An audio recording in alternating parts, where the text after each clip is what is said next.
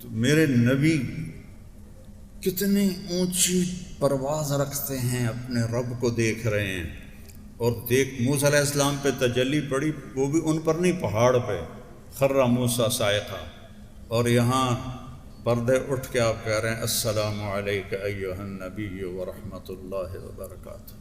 میرا رب کہہ رہا ہے. اس علم والا کہتا ہے آپ کی محفل کے لحاظ سے آپ نے فرمایا کفا بالمرء لقیمات یقمن بہ صلبا، آدمی کے کمر سیدھی رکھنے کے لیے چند لقمے کافی ہیں، اس سے اوپر کام خراب ہے. اما اذا ابا، اگر وہ کہے نہیں یا رسول اللہ میرا تو چند لقموں پہ گزارا نہیں ہوتا، تو پھر ثلث للطعام، معدے کا تیسرا حصہ کھانے کے لیے رکھے، وثلث للماء، اور پھر 1/3 پانی کے لیے رکھے، وثلث للنفس، اور 1/3 خالی رکھے.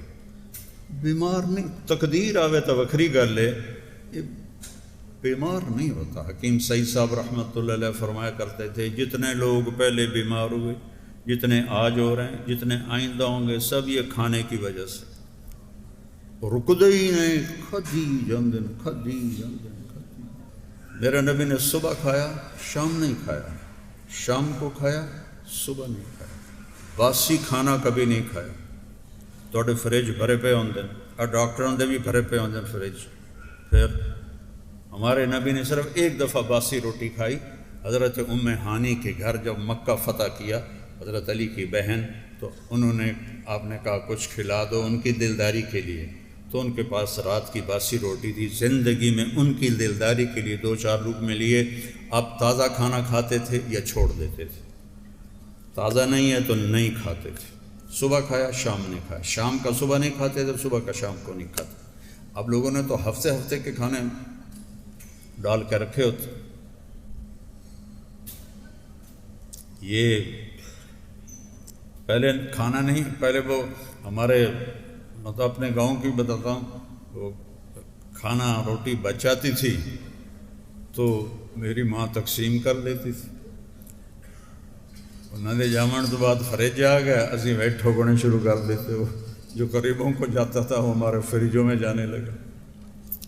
اور یہ کھانا خراب کرتا ہے، یہ پروسیس کھانے، یہ جنک فوڈ، یہ ڈرنکس، یہ پیزے، یہ زندگی کو تباہ کرنے والے پروگرام. پیٹ بھر کر، ایک صحابی تھے ان کا پیٹ نکلا ہوا تھا، تو آپ تشریف لائے اور یہاں انگلی ماری، یوں کہا، ایسے کر کے کہا کہ یہ چربی یہاں نہ ہوتی تو کتنا اچھا ہوتا. آپ کو نہیں کہہ رہا، یہ چربی یہاں نہ ہوتی تو کتنا اچھا ہوتا. تو موٹا تو مرد بھی کوڑا لگتا ہے، عورت کا پیٹ نکلا ہوا تو اور مصیبت ہے. جس کو اللہ نے نفیس بنایا، حسین بنایا، اس کھا کھا کے اپنی تباہی پھیر چھوڑی.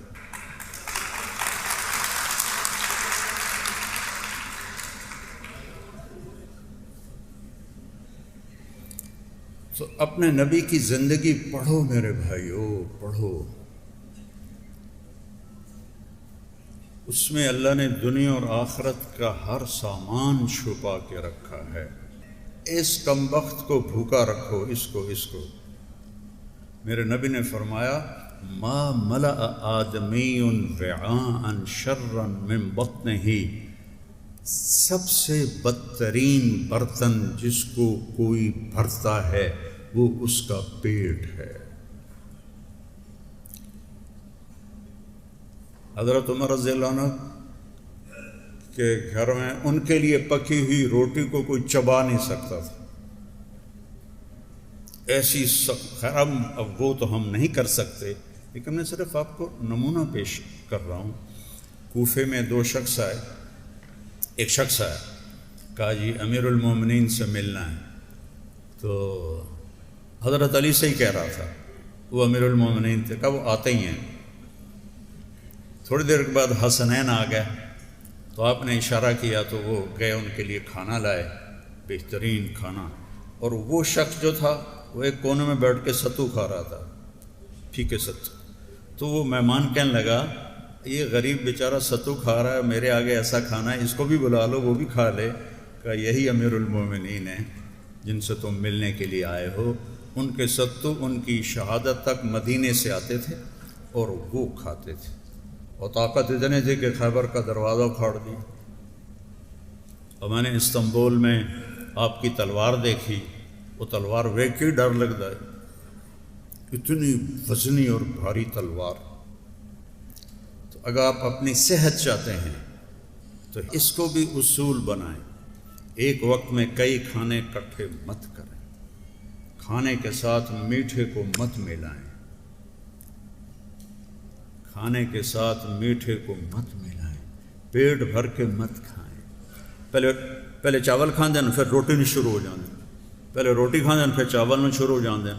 تو اتو حلوہ پوڑی بھی آ جاندہ، راتی حلوہ پوڑی، ایڈی جہالت.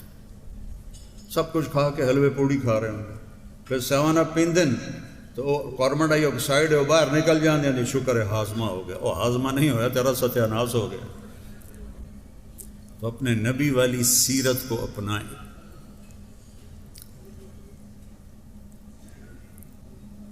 ان ڈاکٹروں کو پڑھنی چاہیے، آپ سب کو پڑھنا چاہیے طب نبوی، جس میں آپ کا کھانے کا کیا معمول تھا. میں نے ایک دفعہ پروفیسر ڈاکٹر عبدالواحد صاحب تھے رحمۃ اللہ علیہ، وہ پرنسپل بھی بنے نشتر کالج کے. تو ان کو میں نے وہ علامہ ذہبی کی ہے طب نبوی، اس میں تھا کہ کس کو کس کے ساتھ نہیں کھاتے تھے، وہ میں نے سنایا. کہنے لگے جو شخص اس پہ عمل کرے گا بس مر جائے گا، بیمار نہیں ہوگا. تو حجامہ بھی ہو اور حجامہ کے ساتھ میرے نبی کی بتائی ہوئی ترتیب زندگی بھی کھانا بھی ہو. میں دبئی میں تھا تو ایک یہ جو غذا کے ماہر ہوتے ہیں نا، کیا کہتے ہیں ان کو، نیوٹریشنل، انڈیا کا تھا، میرا دوست تھا. تو میں گیا تو مجھے ہارٹ اٹیک ہو چکا تھا. تو وہ نا مجھے کچھ چیزیں لکھی، پھر اس کے بعد کہنے لگے آپ نے پانی نہیں پینا کھانے کے دوران. میں نے کہا سنت ہے کھانے کے دوران پانی پینا؟ تو کہنے لگا حضرت معاف کیجیے گا، جو سنت کے مطابق کھائے اس کے لیے پانی پینا بہت ضروری. میرے پاس وہ مریض آتے ہیں جنہوں نے یہاں تک کھایا ہوتا ہے، تو پھر ان کو میں کہتا ہوں کہ پانی نہ پیو، پانی نہ پیو. تو اپنے کھانا، آپ کے کھانے آپ کے مزاج پر بھی اثر انداز ہوتے ہیں. ہمارے ملک میں جذباتی پنا ہے، لڑائی جھگڑے، جلدی غصے میں ہو جاتے ہیں، تحمل نہیں ہے، غذائیں خراب ہیں، غذائیں غلط ہیں. اپنے جسم کو بھوک کا عادی بناؤ. تو اللہ پھر حجامہ بھی مفید ہے اور سارے سنت کے طریقے مفید ہیں.